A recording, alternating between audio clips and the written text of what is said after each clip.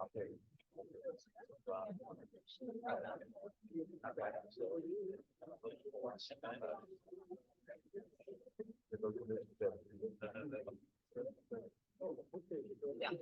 right, good morning, everybody, and welcome to the 106th meeting of the Barataria-Terrebonne National X-ray Program Management Conference meeting.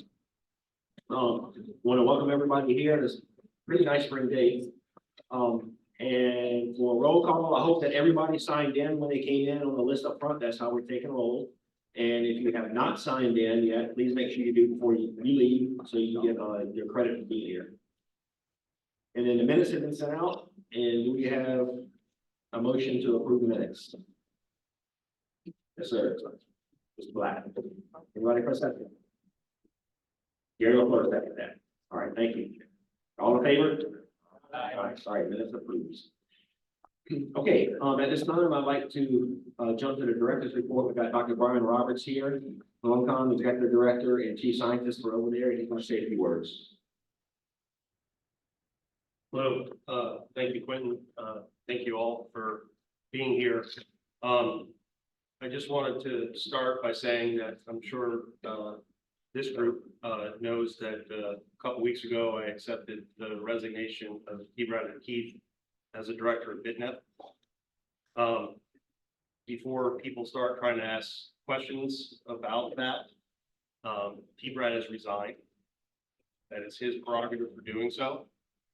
That's really all that I'm able to say about it. So if you have any questions about, why he resigned or things like that, that needs to be to him. This is to protect him in, anything, anybody jumping in conclusions about anything that's there. The facts are simply that Brad has resigned, and we're moving forward. I want to assure everybody that BTNEP is still plugging away. We have an amazing staff that is at BTNEP, and they are continuing to run all of their programs just as they have been before. We're incredibly fortunate to have a staff that is so knowledgeable and skilled in what it is they do. And so we're just trying to help facilitate them continue to do this good work. In terms of, there's obviously a lot of formalities, the things that have to be done. We need to have, documents signed, things of that nature. In this short term, our Deputy Director of LumCon, Donna Lottinger, is stepping into that role. We are not at LumCon, we are not dictating what the programmatic activities of BTNEP is. That's what all of you are for. So we're just sitting here trying to help move the needle forward and keep things moving as best as we can. Donna unfortunately couldn't be here today because we actually have state auditors at the Marine Center doing the annual audit of all of our stuff. So unfortunately, I'm not able to introduce you to her today. We have obviously immediately after the resignation was accepted, we got on calls with EPA. We've been in direct conversations with them about making sure that we are meeting all the requirements in terms of documentation that needs to be done. They're well aware of what's going on in this process and been very supportive. And there's an opportunity here for, to get some new ideas, and we want to look at it from this positive light. An ad has been released. Time's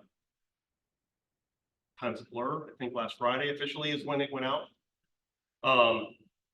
And I don't think it's been sent out to all the management conference members yet. So we need to make sure we get that sent out to everybody. I mean, it's publicly available.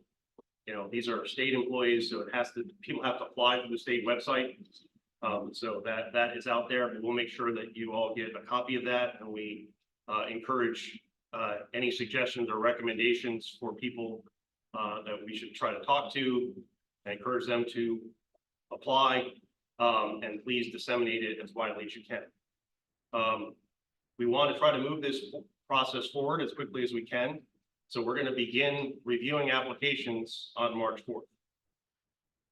Quentin, as chair of the management conference, is obviously chair of the search committee. And we're pretty close to trying to finalize getting confirmation from people to be on the search committee that's made up of members of this management conference. And I don't know if you want to say any more about the search. I guess that's pretty much really what I want to say. I don't want to spend a lot of time talking about things. You guys all know the great work that BTNEP does. And basically, I'm here to assure you that they have the full backing of LumCon to make sure they're able to do the work they need to do. And I guess I'll just open up. If people have questions, I'm happy to take in. So this is Karen McCormick. I'm sorry. We have a second mic, or do we move this around? Don't know. Well, I'm just wondering if I'm gonna have to answer, so I could just follow it around and be the one that brings it. Okay, you have to repeat? Yeah. Okay, great. I was asked to make a statement on behalf of the Louisiana Science Teachers Association, who I'm here to represent today. But I wanted to first kind of, some of you guys I've been known for probably 2+ years now, but I want to give everybody else a little bit of my background. So I was the University Education Coordinator at LumCon from 2002 to 2014.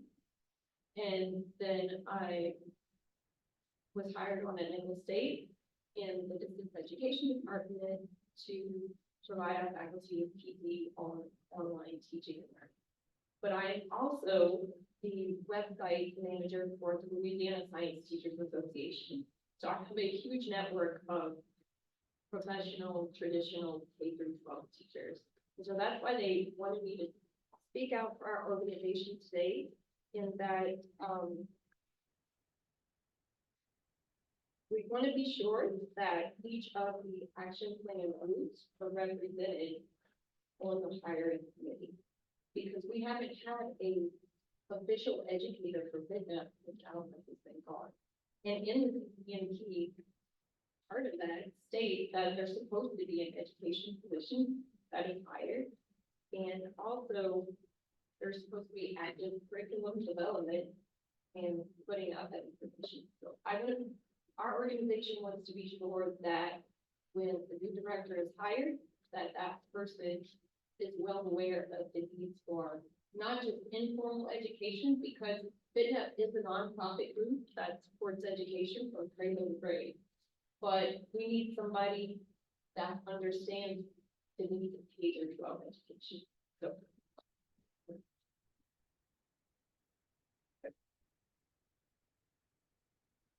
Thank you, Nicole. I'm glad you brought that up, because that gives me a good opportunity to tell you a little bit about some of my plans in the future as the management conference chair.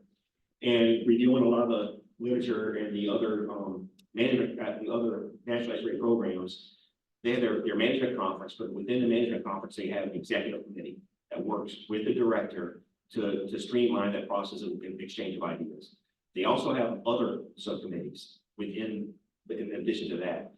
And my goal is to, as soon as we name a new director, is to establish an executive committee made up of management conference members, but also subcommittees. And the first subcommittee that's come to my mind is the education subcommittee that will work to meet with the director to ensure that BTNEP is doing its job of education. That's what we're going to do. There may be some other subcommittees that we can do, depending on what the needs are. But like I said, definitely want to start having the management conference at the executive committee and a subcommittee level much more engaged with the program office than they had been in the past. And so I'm glad you brought that up. That's what our goal is to do. Does that work? Yeah. Okay, you want to be chair? You did pretty much volunteer, so. I'll get back to you now. I'll get back to you. Okay. So, thank you. I mean, one of the things that has really been really great, I think, in the last few weeks in this challenging time of trying to figure out how to move forward, is that Quinn and I have talked a lot. He's probably sick of me and maybe putting a block on my phone number pretty soon, but and then we've been talking a lot with EPA, and then, I have a lot of colleagues that run and work at NEPs around the country. One of the things that's really interesting about the National History Program is that there is no one model, but there are a lot of commonalities and themes in terms of the way that they approach things. And a lot of that is that you want to maximize the stakeholder engagement. The reason why the NEPs work differently is because of the fact that either all have different sets of stakeholders and needs in those different regions. So the adaptability that EPA has set up in the way that these are established is really important. And, you know, this idea about having some of these committees might help get broader engagement from all of us that are around this table as, you know, stakeholders for BTNEP moving forward. You know, these quarterly meetings are great, but there are opportunities that benefit both the BTNEP staff and the programs that they're trying to run, as well as all the stakeholders. We can engage more of the management conference on a regular basis. And, you know, I think you guys are all very lucky that you've got Quentin as your chair. And so with that, we'll take any other questions that you might have. Going once? So Brian, can you hear me? This is Karen McCormick from EPA. Thank you. Okay, next on our agenda is a report from the Estuary Foundation, Dr. Gary Loeffler. Thanks, Dr. Fontenot. I'm the president of the BTNEP, and I just wanted to let everybody know that we're not missing a beat at the Estuary Foundation. We met earlier this month. Everything's in ship-shape order. And as the fiscal agent that supports BTNEP, we're ready to help out with what's coming up on the horizon. For instance, we're going to probably talk about the biofuels cleanup. BTNEP is ready to help with that. The main purpose of the BTNEP is to serve BTNEP program. And we do that through, you know, helping activities that are going on at the program, but we also serve the other stakeholders. For instance, we're helping to get through several grants, like with the Jean Lafitte National Park. There's a BioSTEM grant that's in the works right now that we're helping with this as fiscal agent. And we're also doing some mitigation banks for stakeholders in the estuary. And so from that point of view, I just want to remind y'all that, you know, in some ways, BTNEP kind of supports what we all need as stakeholders, but sometimes when there's a bump in the road, like you're going through right now, maybe, I think it helps for the stakeholders that help kind of support BTNEP. And BTNEP is ready to do that and be here to help BTNEP go forward. And I see a lot of hope on the horizon. So I'm looking forward maybe to a reset. Sounds like a good opportunity for us to think about what we've done in the past and maybe do it even better in the future. That's it from the Estuary Foundation.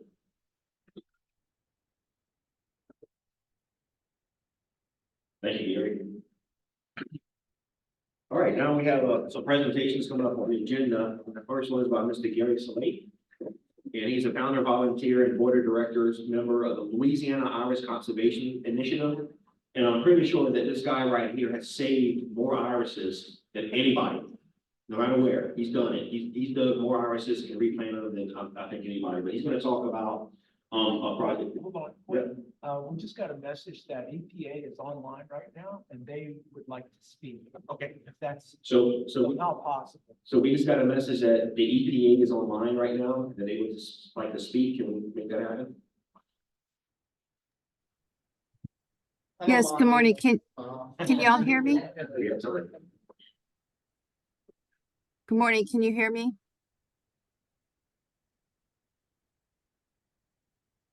Hello?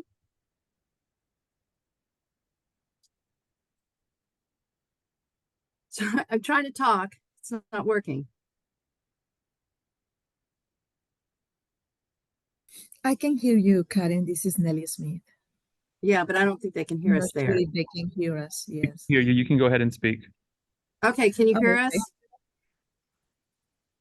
Can you hear us now? Yes. Okay, thank you. My name's Karen McCormick. I am the Marine Coastal Non-Point Source Section Supervisor, where the NEP is under me, and Nellie Smith is the project officer. She's the supervisor for the project officers. I want to repeat and also say on behalf of EPA, BTNEP has been an awesome partner, and we are looking forward to continue to move forward. And just like what Brian and the chair have said, and all You have fantastic people working down there. We're looking forward to move past this. We're sorry to hear that T-Brad resigned, but I think we're in a good position to move forward, and we'll continue to work with you and support you. We're sorry we're not there to support you in person. We're going to try and make that happen more often, but right now, I wanted to re-emphasize that we are here, and y'all have been a great partner with us. And I think I think you have a lot of good projects coming up, and we're looking forward to continue to work with you. Nelly, do you want to say anything? Yeah, thank you, Karen. Can everybody hear me? Yes. Okay, yes. Good morning, everybody. Nelly Smith from the State and Tribal section. I have in my section the project officers. Terry Mendiola is the project officer for BTNEP. She's not here, but as Karen mentioned, yes, I'm here to support. I know there are some pending actions for the grants aspect, applications, respond to some comments. So, but anyway, we're here to support you all. I'm planning to also, I'm meeting with, we're putting together a management conference for the Lake Poche Train Restoration Program. So I'm here to learn about the management conference. And I have invited Amwar Jacinto Moreno. He is one of my team leads for the Lake Poche Train Restoration Program. And we're here to learn from you all. Thank you.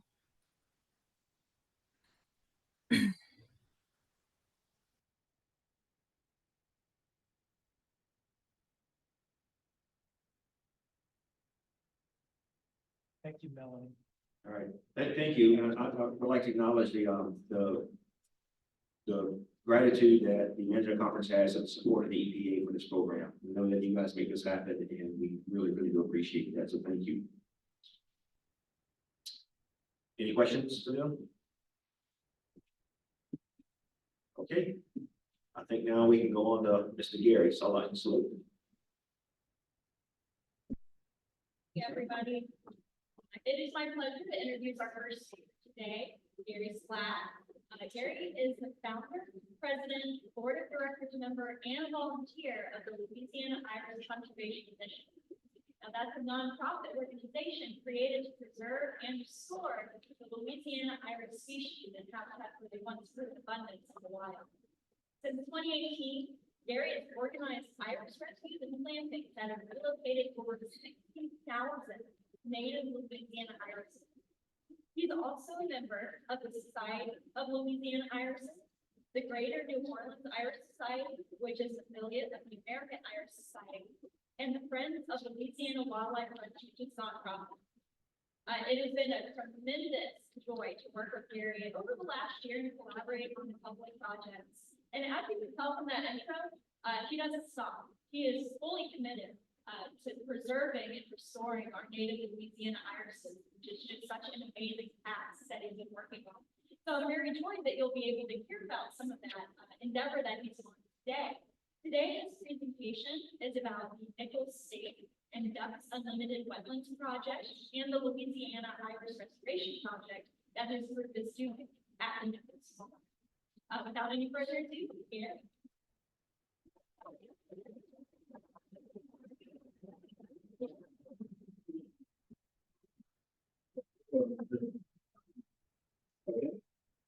Thank you all so much for inviting me. And so my group, the Louisiana Iris Conservation Initiative, is kind of interesting in that we have no members. I have a board of directors, and we really depend on volunteers and other groups. And from the following. So basically what we do is we rescue irises. We find Louisiana native irises, the wild irises that are going on private property, typically, that are threatened with destruction. They are not an endangered, they're not considered an endangered plant. So if you have any other problems, it's sprayable, those you can exempt for. So we get permission from the landowners to go into the irises. We then temporarily put them into a nursery we have in one neighborhood walls to try them up. Then what we'll do starting in, October is we'll go out and plant those viruses in refuges, nature preserves. We have permits with, numerous state parks, U.S. Fish and Wildlife. Because our goal is to reintroduce ours, Louisiana ours to the public again. In the 1930s in New Orleans, every public school had a Louisiana ours gardens. Arden Park had a tremendous ours garden. City Park, the remnants of their ours garden is still in the sculpture garden. The Hunter Museum of Art. It was part of the culture. The mayor had a Louisiana house there every year for one. What happened was about 25 years ago, oh, and of course, every ditch in South Louisiana had ours. So each spring when they bloomed, everybody enjoyed the bloom. It was a wonderful thing to see. Started about 25 years ago, all the parishes in South Louisiana started spraying the ditches with herbicide to control weeds. Within just a few years, all irises disappeared. You can still go over the levee and see irises, but as far as seeing them every day when they bloom, for most people, have one case. Outside, out of the room. So the goal of my group is to get that changed and get the iris back in people's consciousness by putting them by these boardwalks and nature trails at the front. We found 12 boardwalks in southeast Louisiana, but only 2 had irises growing next door. So on one hand, they being destroyed on property over here. On the other hand, it's people from around the world going out on boardwalks that have no Louisiana irises. So it didn't take too much thought to realize, well, if we let them up here and from here, we'd be helping to get the iris back in people's mind. One of the reasons we want to get it back in people's mind is we've all learned the importance of swamps and marshes south of New Orleans and south of all central Louisiana in protecting us from storms and hurricanes. And how it's so important to protect that habitat. Everybody loves ours, so if you can get the public out to these boardwalks and maybe for the first time see an actual Louisiana swamp in a marsh, then you're helping the process along and get people to understand why that's so important. And that's really what I'm getting. So there's a problem that I'm sure you're all aware of. I'm not a scientist, information on those from reading articles. Whitman and his partners at Lexington Williams have reviewed an article I've written about this, so I think the information is okay. Every summer is a dead zone in the Gulf of Mexico. That's caused by fresh water coming down the Mississippi River. It creates a layer on top of the saltier water, and algae grows in it because it's full of nutrients. It's believed that those nutrients are coming from the Midwest cornfields, wheat fields, where heavy use of fertilizer is done. Also, you have sewage treatment plants for cities, towns, and then you also have sewage treatment plants on individual properties. Full-time septic tanks are even still used in a lot of areas. It all comes down the Mississippi River, hits the Gulf, goes down, there's a current that goes along the coast to the west. But if you read this map, it's not unusual that one of the densest areas is south of Lake Charles. That's a long way from the river. Well, I've been told there's been some studies recently that show that some of this, if not a sizable percentage of this is caused from runoff from Louisiana, specifically sugarcane and rice farms. I ran into a rice farm in Dominion Parish a couple of weeks ago. And he told me they have to use more and more fertilizer every year. This is all completely. I'm not sure why, other than most of it's all swamp. And when that dry, when they lower the water level, it's supposed to there and decomposed soil. So we have a situation that's a huge amount of runoff that just now being discovered from South Louisiana, which is just more. When you take the Barataria-Terrebonne River, like the food, like that, those are all the main drainage flows that go right up to the wall from sugarcane country. So Dr. Linton, I think, approached Quentin and said, you know, we got an idea. Let's do a demonstration project. This is how we may be able to retain some of that water. and use native plants, small plants, to remove some of the nutrients. Nichols Farm is the star in red. I tried to figure out where the watershed was. It goes down by the coast, which is right, goes right through Nichols Farm. So it's kind of interesting because it includes everything. It includes downtown downtown Tisdale, subdivisions of Bayou Country Club. Some of these streets have individual homes that likely have individual sort of street or plants.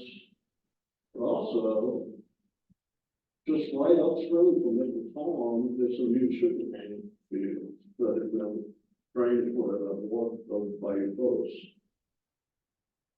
So the idea that they had, and the bayou, by the way, is a little more drainage canal at this point when you get up into the storm.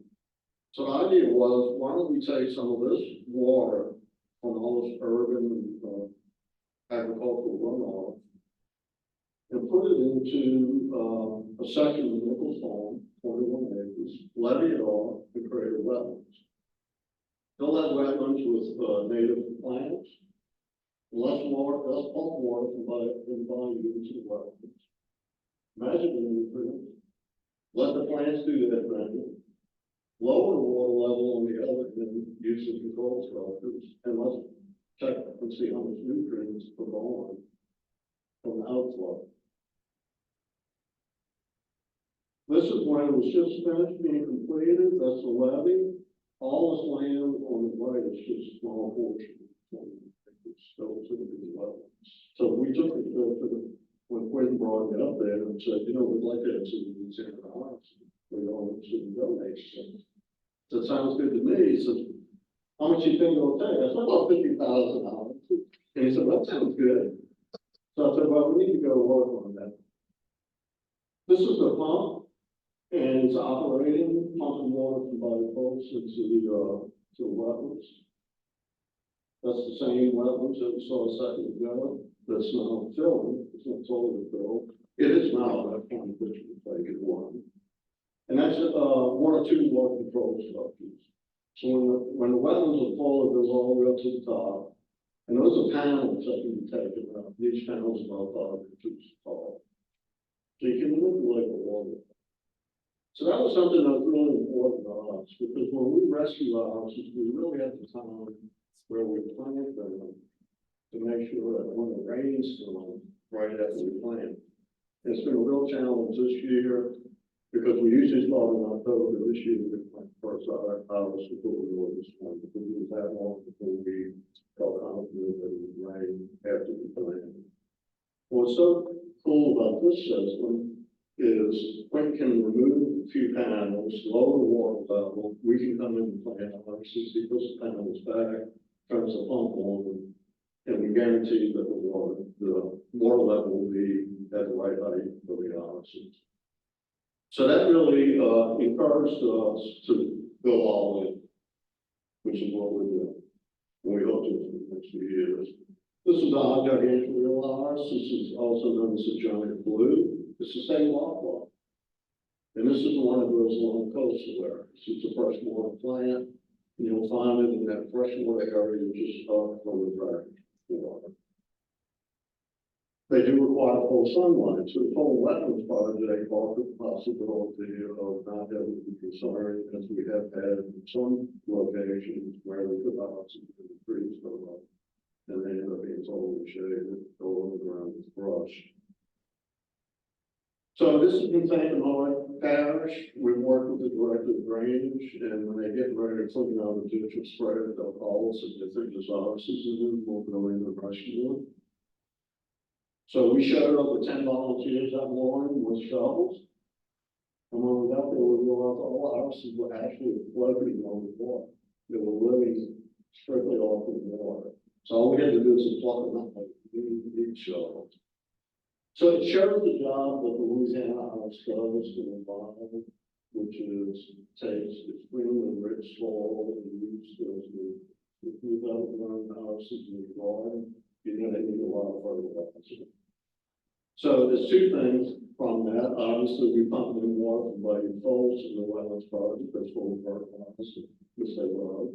And they'll do their job along with the other plants to use those nutrients. So when the water pump out the other side, hopefully the majority of the nutrients are gone. Now, that's unlimited, but this is a wonderful project because we're also creating duck habitat. Was that thinking? And it's not only duck habitat, but duck habitat created by pumping water into extremely high nutrients, so it's super wetlands when it comes to ducks. When it all took any time at all from when you filled it to the first duck starts showing up. It's really something to see. It's pretty exciting. So we started putting word out and getting groups together to rescue houses and plant them, and we had a really big volunteer event with the Duluth employees from Port Bouchon. There were 35 that came in May, and they planted over 3,000 houses in one morning. A week later, the group below drove all the way from New Orleans, and they planted a couple houses. The same group is a golf course group. Half of them, they actually dug all our houses. And on the last day, we did 4 rescues, and on the last day, they said, you know, we've done about planning, we've done all this work to dig them. We'll drive all the way to the other road, so we can go full circle. These are some of the houses, when I went below the water course for planning, we did about 2 or 3 weeks ago, it allowed us to confirm that the majority of the houses that we planted last year survived. So everything's on go, everything's looking very positive. This picture was taken Tuesday. That's the same limited distance group. And one of the reasons I jumped at the opportunity to speak to you today is they dug $2,200 on Tuesday. And we are going to plant them Saturday, for as many as we can. So I want to invite all of you, or if you have employees, volunteers that you can have to do about, encouraging them to participate in this on Saturday. We're coming with $2,200, and we're going to spend about $3 in the planning. And we have some volunteers coming from as far as cut off the museum and involve themselves. This is what we hope all of us will be able to see in 2 or 3 years of the Nichols Farm. Almost everything that we do when we plan our houses is in locations that public can see. But we do have some sites like the Nichols Farm that's not open to the public, where it's such a wonderful opportunity just for us to get houses that are threatened and put them in a location where they can thrive. Because our goal is over the years, it may be used for projects or somebody all that. So it's going to be a real resource, I think, for the wetlands and ducks in Nichols State that we hope will be the basis for many, many future restoration projects in the Louisiana houses. And that's it.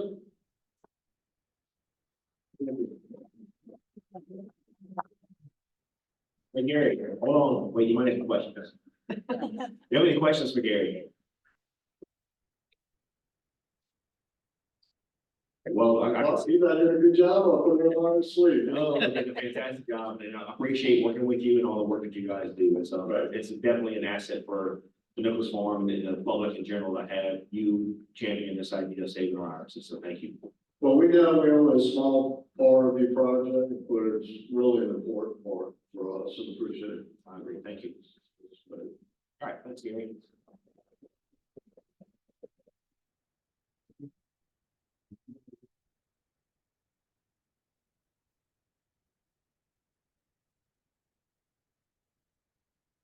All right, our next speaker is Rebecca Bahadrani.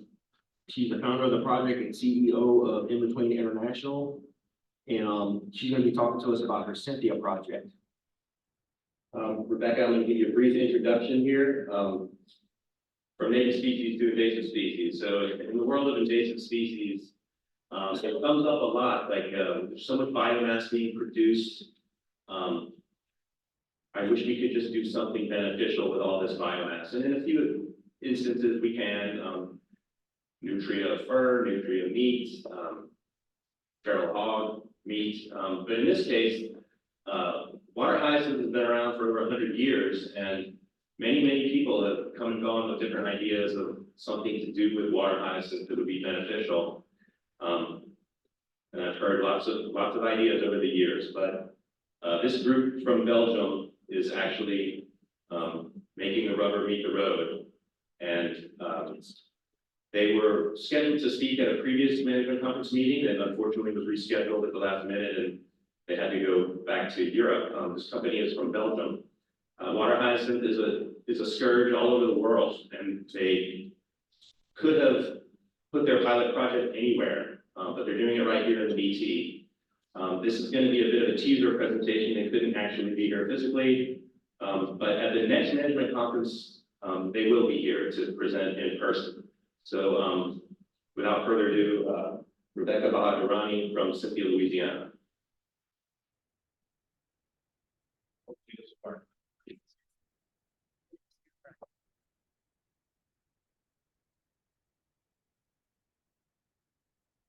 So hi, members of the Barataria-Terrebonne National Estuary Program. Greetings. I am Rebecca Bahadrani, founder of Cynthia Project, committed to tackling the water hyacinth challenge with innovation solutions. As of course you already know, water hyacinth, an invasive species, poses a serious threat to Louisiana's waterways, ecosystem, and economies. Addressing this challenge demands concerted efforts and innovative approach. As IPI and Cynthia, Louisiana, we have developed an eco-friendly and cost-effective method to manage water hyacinth sustainability, offering both environmental and economic benefits. As we prepare to establish the first Cynthia program in Louisiana, we recognize the need for strong partners at our side. With your collaboration, Louisiana can lead the charge in implementing this revolutionary solution to combat water hyacinth. Together, we can implement sustainable strategies to preserve biodiversity and safeguard Louisiana's coastal ecosystems. Our project offers opportunities for job creation and economic growth, particularly in rural areas where job opportunities are lacking, contributing to the resilience and prosperity of local communities. Before getting into a short presentation of our process, I would like to thank you for your attention, and I eagerly anticipate the opportunity to partner with BTNEP in this endeavor. So our process is very simple, going in 5 steps. The first one is the collect and corral of the water hyacinth. So the goal is to really open up waterways and gain control of our economic activities or leisure activities underwater. We use boats, simple boats, and in collaboration with Louisiana Department of Wildlife and Fisheries, we have been designing special nets to take the water hyacinth with our 2 boats and bring it to our sites. The second operation is the separation of roots and stems. Of course, the roots, we dry them and then we use them as a supplement in energy if ever needed. But the stems will be then cut and prepared to be dried. We use solar dryers in collaboration with University of Lafayette to dry our stems. This gives us a very low footprint in our process, for one. And on some cloudy days when there is no enough sun to dry our water hyacinth, we would like to go for a cogeneration with what is left in Louisiana, bagasse mostly, which also is a problem on itself. So using both sun and the bagasse to dry and to sterilize our stems. Now the drying and sterilization of our stems are very important because during the drying process, we will have to get into some degrees of temperature in a window of time, and this cooks all the proteins in the plants or the seeds remaining in what we have collected, and makes our final product completely inert and safe to use. Once the plant is dried, the fiberization comes in, and the stems are grounded into a fiber that we can use later on for several applications, but mostly in Louisiana, we were targeting plant pots to replace single-use plastics. So our team for now is myself, Philippe Gustin, our CEO at Louisiana, and Richard Congrett, our CTO, chemist. Unfortunately, they are not with me today, but we are more specifically collaborating with local communities on our land in Gibson now. We have a team ready to work and to launch the pilot phase of our CTM project. So I am going to stop sharing my screen.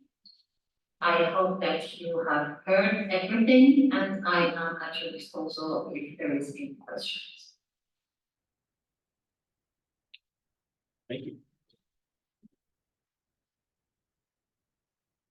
And I would like to say that I was part of a group that met with Rebecca a while back in the BTNEP office, and they had some of their pots there already made, and they are really incredible. I think if we can find a way to use some of these water hyacinths to make these pots and replace some of the plastic that we're using, what a fantastic idea. So I really appreciate the effort you guys are making, and I'm glad you chose South Louisiana to come do your work.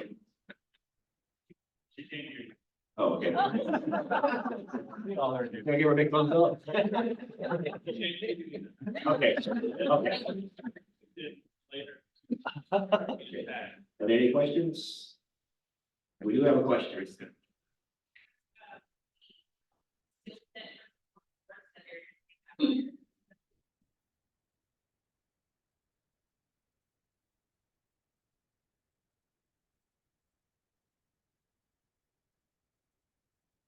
The question is what is the skill set for the workforce that she expects to have?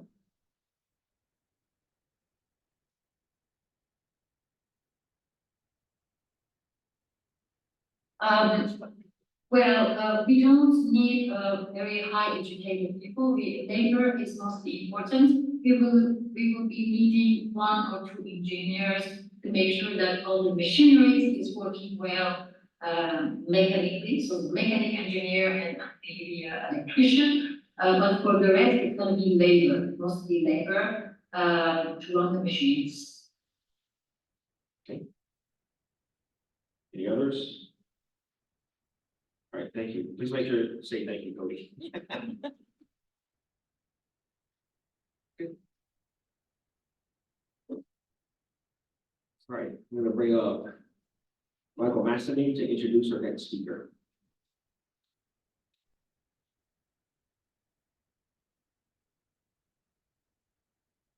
A long walk up here, sorry.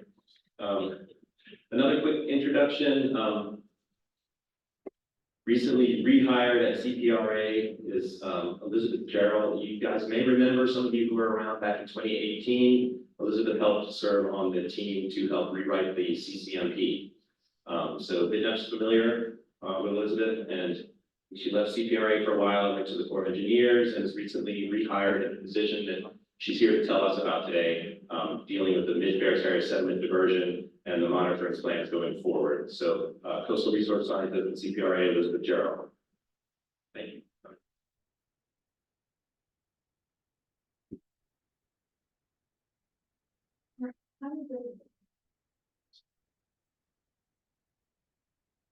Okay, well, thanks for having me.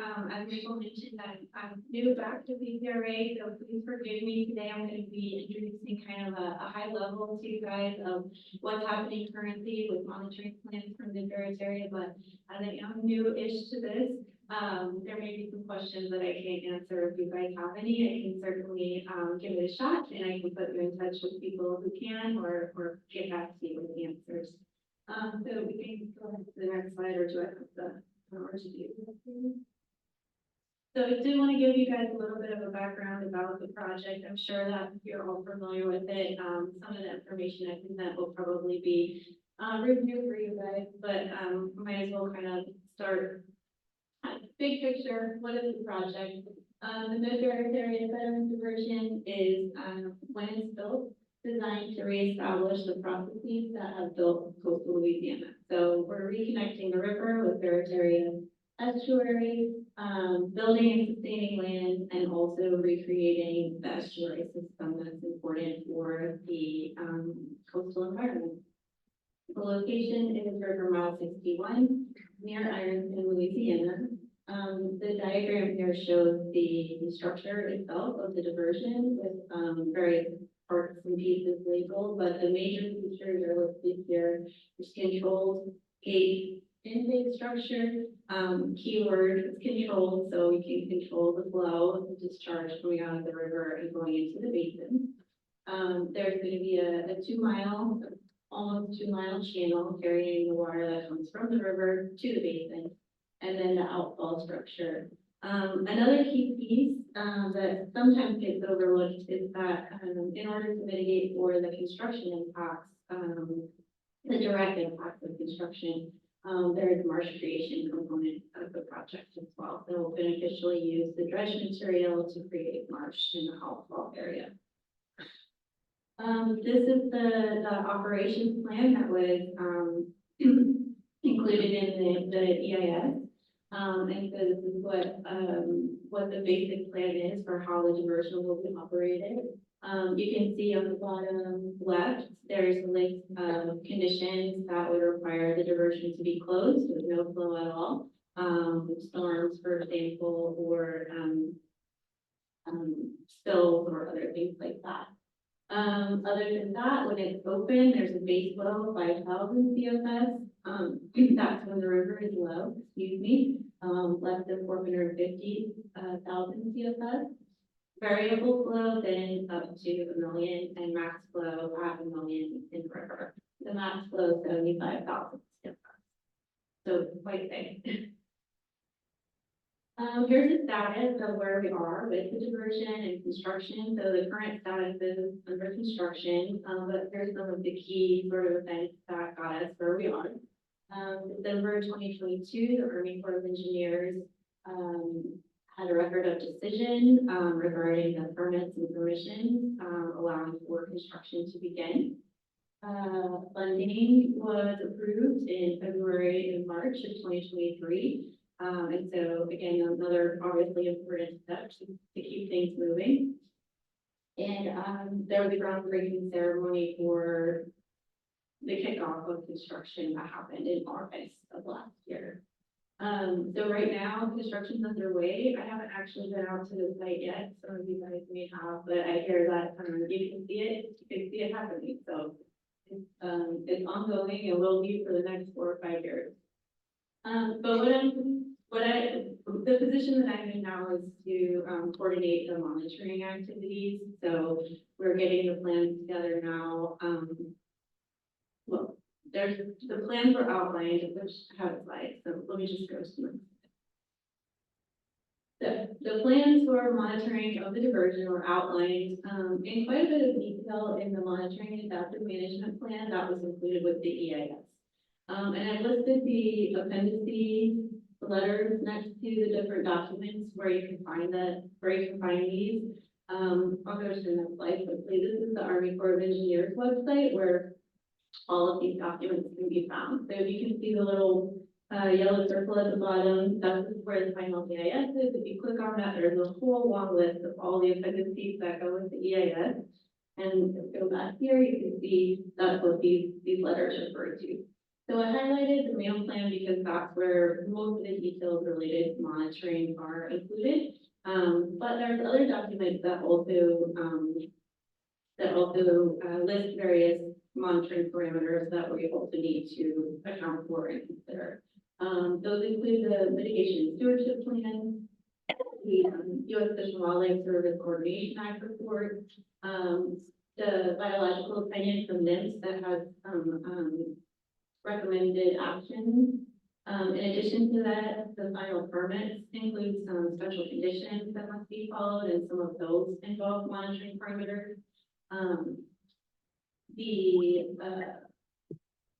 The funding that we received for the project from the TIG also has requirements for monitoring. Many of them overlap with the monitoring that's listed in other documents, but we're trying to track all these. We're trying to track all the different commitments that we made in all of these different documents. And then there's some monitoring that's related to just operation of the version itself. That's not necessarily looking at performance in terms of what the impacts are to the environment, but just how are we doing in terms of operation of the diversion. All right, so we already looked at this. So this is just a laundry list of parameters that we will be monitoring. So it's a little bit boring, but I think I just wanted to give you guys a sense of sort of the scale and scope of what we're looking at here. Of course, we'll be doing some monitoring in the river itself, as well as in the diversion structure and both the intake and outtake. So some of the things we'll be looking at in the river: discharge, volume, velocity, nutrients, suspended sediment, grain size, bathymetry, sediment, and turbidity. We'll get to this in a minute, but of course, each of these parameters have its own kind of plan associated with it, with lots of details in terms of how we'll look at these things. I won't read this list to you, it's quite long, but the basin is where we're looking at really those impacts to the environment, looking at things like vegetation, soils, that includes soil pores, looking at impacts to various resources, aquatic, wildlife, also looking at the water, nutrients, salinity, turbidity. And then there's some other parameters that we'll also be monitoring. We'll be doing cultural surveys to look at archaeological sites and impacts there. And we'll be trying to assess the effectiveness of some of the mitigation measures that are outlined in the mitigation and stewardship plan. And I have another slide that lists those out, but we'll have to develop plans to monitor and make sure that those mitigation measures are effective. All right, so this is kind of where we are. It's early in this stage. We have a great plan laid out for us in the MAM plan and those other documents that we listed. And where we are now is in the process of taking that information, putting it all together, and coming up with the more detailed outlines of how we'll implement the monitoring. So specifics like how many sites we'll look at, where the sites will be, who's going to do the work, what's the schedule for the work. That's the stuff that we're figuring out right now. We are trying to leverage the existing data collection that's already happening in the basin and the river. Crims and swamp collect a lot of data that is going to be really informative for us. And so one of the things that we're trying to do as we develop these work plans is incorporate that existing data collection as much as possible and coordinate with the people who are already out there on the ground collecting data. Another thing that we're working on right now that relates to this is developing an annual cycle for reporting. So we're going to be collecting all of this monitoring data. Most of it is at least, well, a lot of it's annually, some of it's biannually, but we'll be putting together summaries on an annual basis of the monitoring data. So we're developing our plans for that and what that looks like over the year so that we can be ready. There'll probably just be one report that comes out prior to diversion operations that summarizes all the data collected to establish baseline conditions. But then after that, we need to be kind of on a cycle where we're putting reports out every year. One of the things we'll need to figure out is what, the review process for that looks like. There's gonna be various, stakeholder review panels that we need to build and put together. So we have a few years, but there's a lot to do to kind of get prepared for that. All right, so just a couple of examples and all of this, like I said, is still sort of in progress, and so don't hold me to any of these details, but just to kind of let you know some of the things that we're thinking about right now. This is one of the work plans that we're looking at getting out, later this year, getting started with this work as soon as possible. We want to start monitoring for harmful algal blooms, and related parameters like phytoplankton species and, the toxins that are associated with the algal species. So this is a line that aligns with what's in the mail plan. It has us monitoring for chlorophyll A at multiple different frequencies. So there are gauges where we can get data hourly. We'll be doing monthly grab samples or taking advantage of monthly grab samples that are already being taken. And then we're going to most likely coordinate with NOAA to have them help us with some analysis of satellite imagery. And kind of putting those two together, we'll be able to eventually use the satellite imagery to identify when, where there are blooms, and then go out and take data that we can analyze and evaluate. And obviously we want to be able to get out there soon, start collecting data, establish baseline conditions, so we have that to compare the post-construction data to. Another one that we're kind of actively working on right now is contaminants of concern. This is a work plan that requires a little bit more thinking, just because the details weren't laid out quite as clearly in the mail plan, so there's more for us to sort of think through and figure out. One of the things that we're thinking about is the distance from the outfall and where to locate data collection sites relative to those sort of various ranges of distance.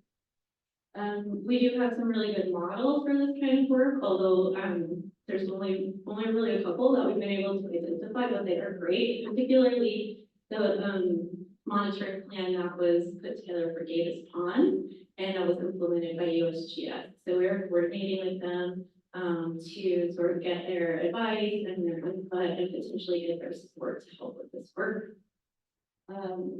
Right now, we're planning on one event for sampling prior to diversion operations. So likely not until 2027 or 2028.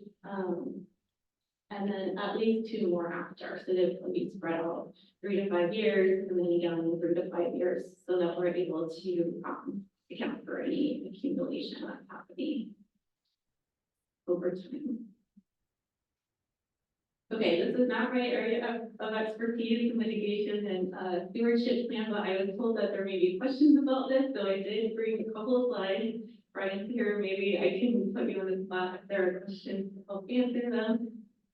This is an overview, again, really high level of some of the mitigation measures that are already being put into action and or plans. We're kind of divided into 3 categories. For communities that would be impacted by changes in water level, fisheries, and marine mammals. The marine mammals piece is largely being handled by NOAA, but we're coordinating with them on that. The fisheries piece has a lot of different components, and I have another slide that kind of breaks it out. And the communities piece is sort of active right now. So we have people going out to the communities, informing them about plans and options and getting their input on which of the options work for the various communities that are listed here. So in terms of fisheries, you can break that one out further into funds that are being provided to support mitigation activities for crabs, shrimp, finfish, oysters, and then fisheries as a whole. And I did want to point out that several of these are specifically called out. in terms of monitoring for us to evaluate effectiveness of. So for example, the marketing support, that's something that we plan to look at and assess effectiveness and then manage adaptively if needed to make sure that we're meeting the needs. Here's a little bit more detail about the marine mammal plans. Again, these are being handled largely by NOAA or in coordination with NOAA, but include things like standing up a stranding program with the state. And then there's also quite a bit of monitoring and data collection involved. That's all I had. Thanks for having me. Again, apologies we couldn't provide more detail today, but this is a kind of big picture overview. And as we begin monitoring, we can come back and give you guys more of that kind of in the weeds detailed information.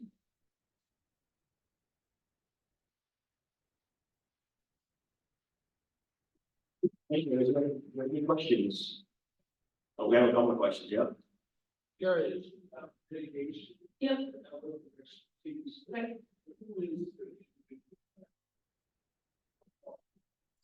I would contact Brad Bart. And I can help put you in touch with him if needed. Yeah, my question is really for the management conference. Has the conference taken or an official position on that, on this project? So the question is, has the conference taken an official position on this project? And I believe that we did put together a statement. It was over a year ago that we did put together a statement on it. Yeah. I don't remember exactly what it said, but there was an official statement from the conference. Actually, it wasn't from the conference. It was from BTNEP itself. Any other questions? Kind of question. So for the marine mammal program mitigation, how exactly does that work? So I think it was 60 million. So that's going to go towards more of these programs to try to rescue marine mammals or identify locations, do pathologies. Is that what that's talking about? Yeah, it goes towards like a list of different activities that for the most part NOAA will be conducting, but it includes monitoring of survival of the dolphins. It includes the mitigation efforts that were listed here, which one of them is to I think it's to recreate a stranding program in Louisiana. So it's a lot of different pieces, but I can get you more information on what all those pieces are. I just don't know it very well off the top of my head. And I've got another question. So how are y'all discussing how to incorporate the operational plan for Mid-Barataria with the existing Davis Pond operational plan? How are y'all going to incorporate both of those versions? Are they going to work together somehow? Yeah, that's a really great question, and it comes up a lot. When I was with the Corps, I worked on the LMR comp study, and it came up there, and it comes up at CPRA as well. So I think at CPRA, we have the limitation of what the current authorization is for Davis Pond and having to operate it according to that authorization. So one of the things that the Corps study might look at is a reauthorization of the project to allow for it to be operated differently and in better coordination with Barataria. So there's a lot of sort of logistic things that have to happen, but it is, I think, ultimately a goal that we would all have in mind to try to operate the river more holistically and use all the tools to sort of work together to achieve the best success. Any other questions? Got one way over there.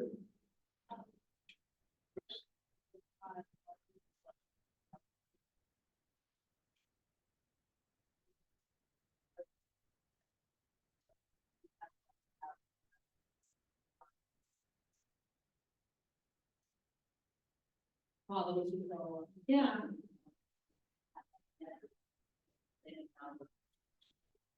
Well, we are working on those kinds of questions right now, so we don't have that yet, but that's exactly what development of the work plans entails, is like really thinking through what we need to do, how we need to do it, who can help us with it. So yeah, we're in the process of thinking about that stuff, and it'll be ongoing. Some of the, one thing I didn't mention, for the baseline data, the various plans with the man plan, outline, generally what the timeline should be. And a lot of it is meant to begin, you know, a year or two prior to operation. But then a few of the higher priority ones that we're really working on now, like the fire plan, for example, begin earlier. Just to say that, you know, some of the plans will continue to develop over the next few years. Okay, next. Going once, twice, thank you.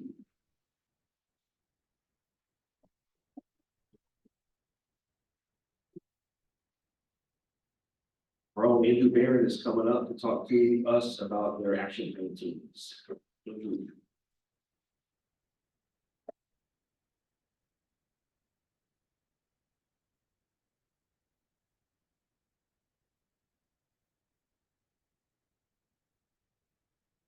Right, can everyone hear me? And you know, I'm talking to Matt because he accuses me of talking really softly. I'm looking for my That's all I'm saying. Oh, what, you can't hear me? Okay. Let's see. All right, so today I'm going to be talking about, so hopefully everyone on the management conference and anyone affiliated with the management conference received our FY 2025 solicitation for projects, project ideas that went out, I guess about a week and a half, 2 weeks ago. And so I'm going to be talking about that today, as well as an invitation for anyone interested to serve on action plan teams. And I'm going to go through how those two things are connected. Okay, my name is Andrew Barron. I'm the senior scientist here at BTNEP, and I'm the quality assurance officer. And if you have any questions about the solicitation process, you can contact me at my email. So if you need to contact anyone on staff at BTNEP, it's just our first name at bitnep.org, in case you were not familiar with that. Unless your name is Emily. That's true. Thank you for clarification. We have like 15 people named Emily on staff.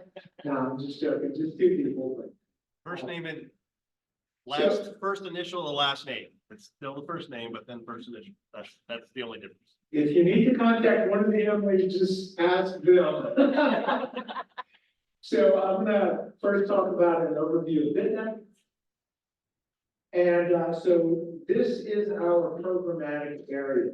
And this is important. This just shows New Orleans over here. This is Old River Control Structure over here. Martin City is over here.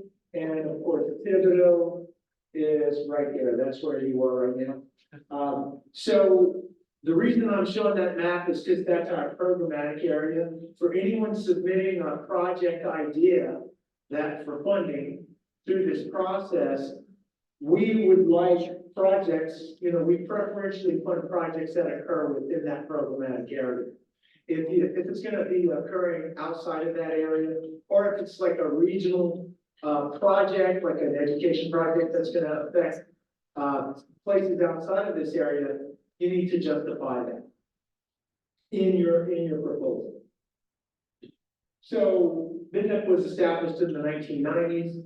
And it's funded under the Clean Water Act. You know, we had EPA on this morning, and so they're the ones who are funding us through Section 320 of the Clean Water Act. And for last year and going forward for the next few years under the bipartisan infrastructure law as well. And so an estuary is deemed as an area of national significance. Hopefully you've gathered that from serving on the management conference and from some of the presentations you got to see this morning. So there are 28 national estuary programs in the country, and these are watershed-based programs. What do we mean by a watershed? It's an area that's bound hydrologically. It's got, if the rain falls inside of that area, it all flows to a central spot. If it falls outside of that, it flows somewhere else. That's all that means. But it has huge implications for management, for how you try to approach environmental management of that system. So under BTNEP, under our National Estuary Program, this is how we basically go about implementation during our implementation phase. And so the reason I'm saying implementation phase, that's just to distinguish it from the very early years. The first 6 years were really about planning. And so since then, since 1997, essentially, we've been in the implementation phase. So we have our management conferences, those are you guys. All right, so everything, you guys guide everything that happens. Here we are, so I work for the program office, and so we're the worker bees. You know, you guys are our board of directors essentially, and y'all guide us in the implementation of the Comprehensive Conservation and Management Plan, which I'm going to talk about in a little bit. As part of this implementation, we work through action plan teams. That's going to be a big part of the presentation today, action plan team. So anyone from the general public, from the management conference, can participate on these action plan teams. If you're interested in water quality, if you're interested in habitat, those are going to be distinct action plan teams that move forward project ideas. And then finally, finally, we have our foundation. I'm going to have to get this straight. We have our foundation, and so Dr. Gary LaFleur was talking about the foundation earlier. That's how we can receive private donations from the public, and that helps to support the implementation of our CCMP. So this is a slide that's probably a little older. We probably don't have every person, every entity on the management conference represented here, but it's a good example of the various stakeholders who are represented on our management conference. This is a photograph from a few years back of our management conference members at that time. And so how does BTNEP actually do restoration? So we get funding from section 320 of the Clean Water Act. Those are kind of like our base funds that we've been getting since the program was founded. And that actually, section 320 of the Clean Water Act actually establishes the national estuary programs in the country. And then in the last couple of years, and the next couple of years, we're receiving these BIL funds. Okay, and so those are the two main sources of funding that we're soliciting projects for as part of this process. And of course, everything that we're doing here, going backwards, everything we're doing here is has to be implemented through the CCMP, and we're going to talk about that in a second. So what is a CCMP?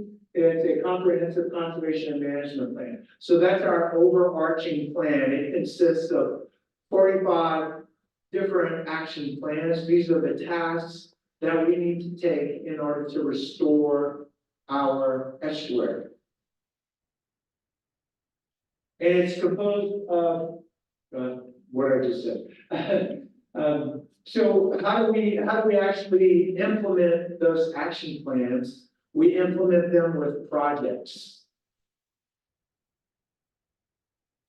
And so I just wanted to kind of take an aside, just kind of go off down a little rabbit hole right there and highlight one of the presentations that was by Mr. Salat earlier today about the Iris Conservation Project.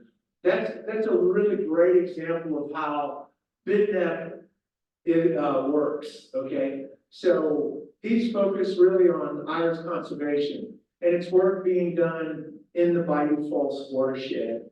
So that project kind of is an end result of work that was initiated as water quality work in Bayou Falls by the staff water quality program. And it was provided by seed money from the Louisiana Department of Environmental Quality.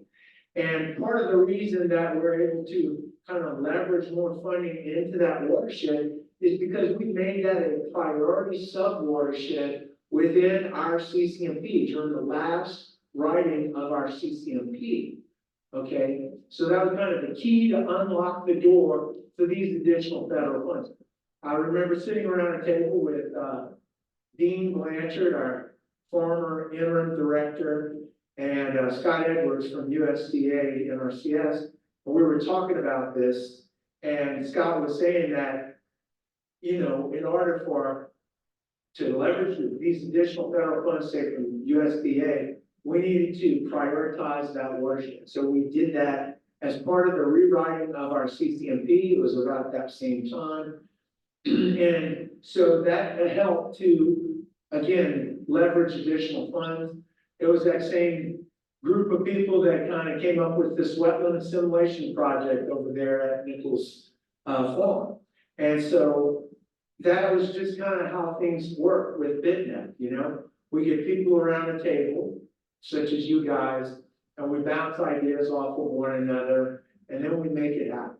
So I thought that was a really great idea, because we're getting more and more people, you know, it starts with a good idea, but it's all about the work that goes into it, you know? So I just wanted to kind of take an aside on that and just to kind of highlight how things work, because that incorporated various different agencies. We have Nichols there, we have BTNEP, we have the Iris Conservation, we also have Ducks Unlimited working in that watershed, and of course DEQ, and ultimately EPA is funding a lot of the work there as well. So how does all of this work? What is this process of how projects get into a work plan? So it starts with the CCMP. The CCMP is the plan of how things are laid out.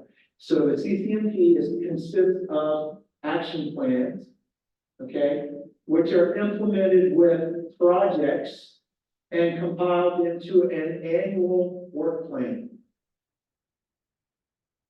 So where do these projects come from? The projects are crowdsourced from the public. So anyone from the public can submit project ideas. All right, so this is just kind of an overview of the CCMP action plans. And this is kind of how we have our action plan teams structured. You'll see a trend here. So under water quality, just to give you an idea, these are the action plans that are from the CCMP that fall under water quality. Okay. And then under biological resources that relate to native species, there's only a single action plan. So you'll notice, like with water quality, oh, there's a huge list of them, but then there's only, say, one here. But some of these biological resources ones, that's where we get a huge number of projects coming through. So that invasive species also under biological resources. And then finally, education, outreach, community engagement, and marine debris. Okay, so this is going to be the action plan grouping that's going to cover a lot of education, outreach, and also marine debris. All right, so if you're considering to make a proposal through this process, you should know that if you're going to apply for a section, pardon me.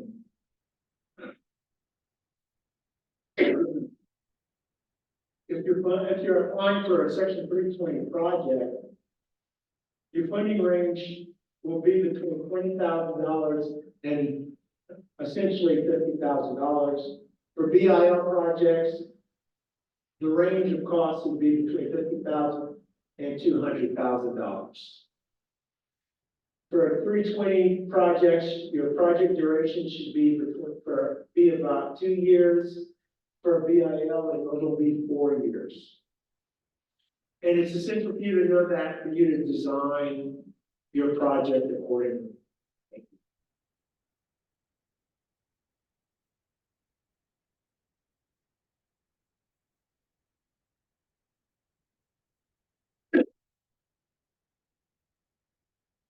So, this year we went through and put in a lot of detail in the proposal format, so that it makes it a lot easier for you to understand what we're thinking and where we're going with it.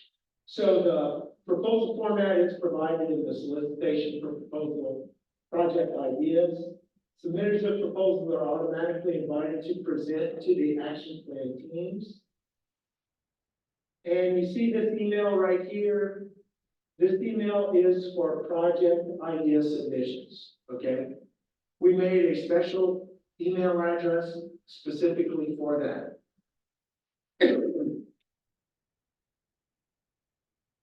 So these are examples, these are project titles, examples of projects that were submitted in the past and that were funded in the past through this process as examples for you. If you're going to be collecting any kind of environmental data, you will have to complete a quality assurance project plan, a QAPP. And so that should be the very first task in the list of tasks within your proposal. And again, the main difference is that if you're collecting environmental data. All right. You'll also notice that there's an area, if you're applying for the BIL funds, there is a requirement for you to identify disadvantaged areas that you're going to be working in. And so we are just going to require that you locate or identify the location of where you're going to be working in a disadvantaged area. And you can locate that area using this tool right here, okay, at this website. That's also in the project solicitations that we sent out, okay? All of that information is there as well, but I wanted to provide it here in the presentation. So you would also, in addition to listing that disadvantaged area, you would integrate the information about, where the location is, how you're going to affect that location, all of that within your project proposal.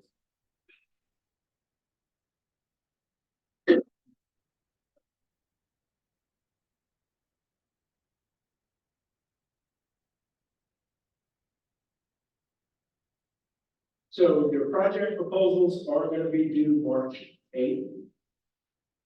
So, and we're going to hold our action plan team meetings after March 8th, which would make sense, right? Action plan teams are going to be scheduled by the BTNEP staff member that is over that action plan team. For instance, I'm going to be over water quality, so I'll be anyone submitting water quality proposal ideas, that'll be me. And then the proposals that pertain to that action plan team are going to be mailed out ahead of time so that members of that action plan team can review them and begin evaluating them prior to the meeting. So these are the names of the staff members that's going to lead each of the action plan teams. We have 4 action plan teams. Any proposals that come in are going to be divided amongst those 4, based on the action plans that are listed above. So anyone submitting a proposal, like I said before, it's going to be immediately invited to come in and make a presentation to the action plan team. Once they make that presentation, the members of the action plan team are going to be invited, or they're asked to rank those presentations or to rank those proposals in order of preference.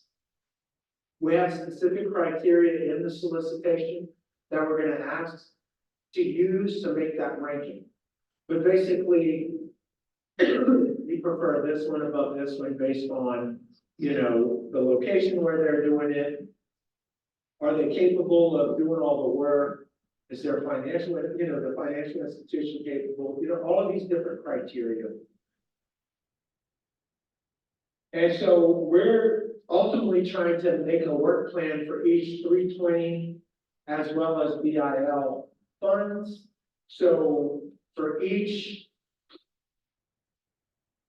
of the action plan teams, they're going to be putting together a ranking for each 320. Oh.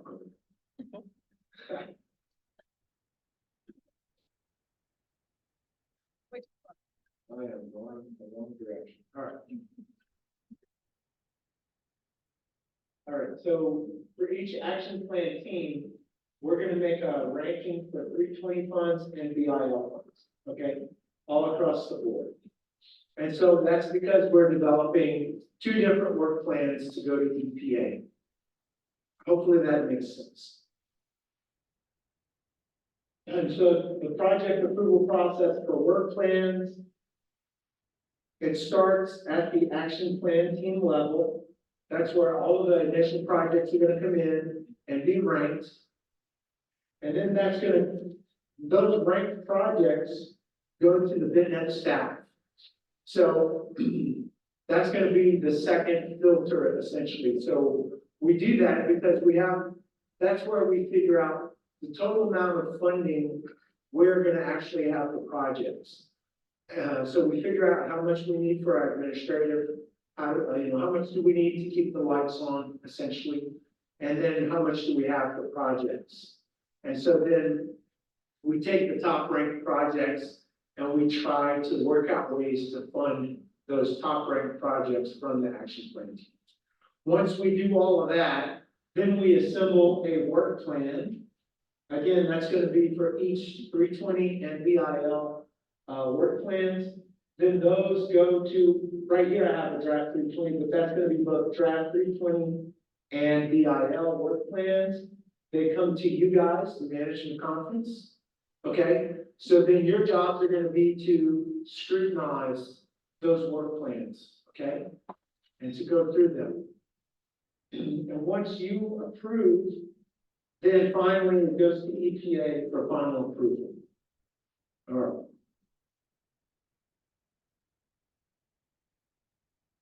Okay, so anyone who submitted project ideas that we decide to include in work plans, we're going to notify them by mail. That doesn't necessarily mean that they're finally going to get awarded, but it just lets them know that they made it another step in the process. This has kind of been something that we have been inconsistent on in the past, so we're trying to tighten up on that. And then, work plans generally approved by EPA. I had this question come through in an email question recently as part of this process. So when do the projects, like, let's say if you get included in a work plan and you get funded, when does that funding finally come through to BTNEP? And so usually around October 1st, but again, that can change. Things change. So you need to check with your BTNEP action plan team leader before you do anything. And most of all, you can't begin any projects without a fully executed contract. Some people just start doing work on stuff and think they can get paid later, but you have to be in a contract with BTNEP before you begin any work at all. And so that's the end of the presentation. I know y'all can finally take a deep breath, but so just as a reminder, project ideas are due March 8th, And again, if you're gonna submit a project idea, please submit it to this email address. This is where you submit your project proposal ideas, right here. proposals@btnep.org. And if you have any questions at this point in time, I'd be happy to.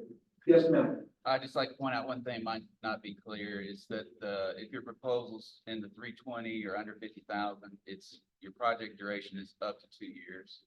And if it's BIL, it's up to 4 years. So you don't have to do a 4-year project, you do a 1-year project. That's correct. And, I mean, if you're, let's say you're submitting a project for 320 and you're able to do it within 1 year, that's fine. It doesn't have to extend to the full duration of 2 years or 4 years if it's BIL. Okay? If you can, anytime you get into a contract with us, we are happy if you complete your project in a shorter amount of time.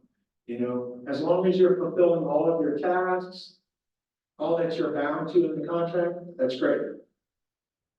Any other questions? All right, well, thank you very much for your attention. Thank you, Andrew. And then we have a slight addition to our agenda today. We're going to hear from Ashley. Hey everybody, so as you know, Matt and I work out at the nursery. Spring is springing, in case you didn't notice. We are very abundant right now with some lovely plants, and we thought it would be a great opportunity to get some plants out to you guys.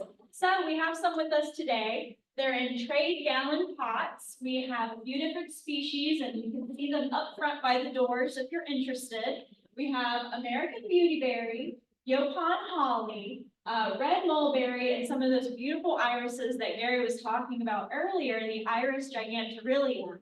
So if you're interested, please find me or Matt afterwards, and we can direct you outside to where we have them loaded up in the back of this truck.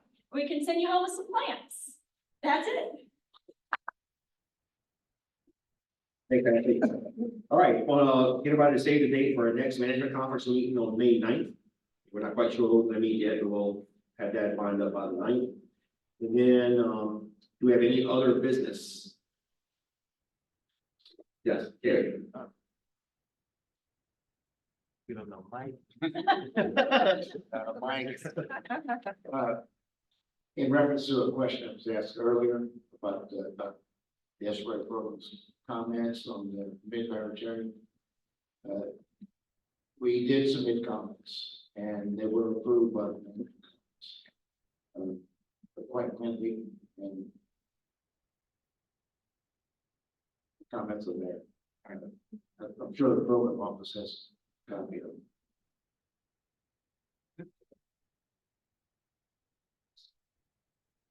Thanks, Gary. Oh, yeah, so, one thing I want to point out tonight is that we've got a screening of the precipice tonight at the Terrebonne Parish System Main Library in Houma. It's going to be at 5:30 tonight, and this is a movie production that was funded by BTNEP. And so, if you guys can make that, that'd be fantastic. Reminder that we got Farm Fridays coming up March 1st, so we just open volunteer for that from 9 to 12 at the BTNEP farm location. Andrew talked about the deadline to submit projects, and then coming up, Albany County on March 16th, we've got the Bayou Approach cleanup, and that's always a real successful, great way to engage the community. Contact us if you have any more questions about that. That's Saturday, March 16th from 8 to 12. It's always a good event. And we got a bunch of our title calendars left, so if you guys need some more calendars, please pick those up as well. Any other business? Anybody want to make any announcements? Yeah, Mike? Yeah, I just wanted to point out, this kind of follows on what Andrew was talking about, the next management conference meeting, which I believe you just said is May 9th. Yeah. That will be the one where we'll go over the work plan. So we will send you out a list of all the projects in the work plan prior to that meeting. And then that'll be the meeting where theoretically we would get management conference approval for our work plan. It's not just theoretically. You actually have to get approval from the management conference on the work plan. Theoretical approval. I'd like to invite everyone to the Grand Isle Migratory Bird Festival in April. It's the 19th and 20th. Be great to have you all visit us. And also on March 30th, we'll do a walk of the irises on the Nature Conservancy's property, and also on April the 6th. Be great to have you there. Thank you, Gene. Any other new business, other business? Now, y'all know we have lunch here today, right? So I hope you guys stick around and enjoy lunch. Do we have a motion to adjourn? Got it. First and second, thank you. All right. All in favor? Aye.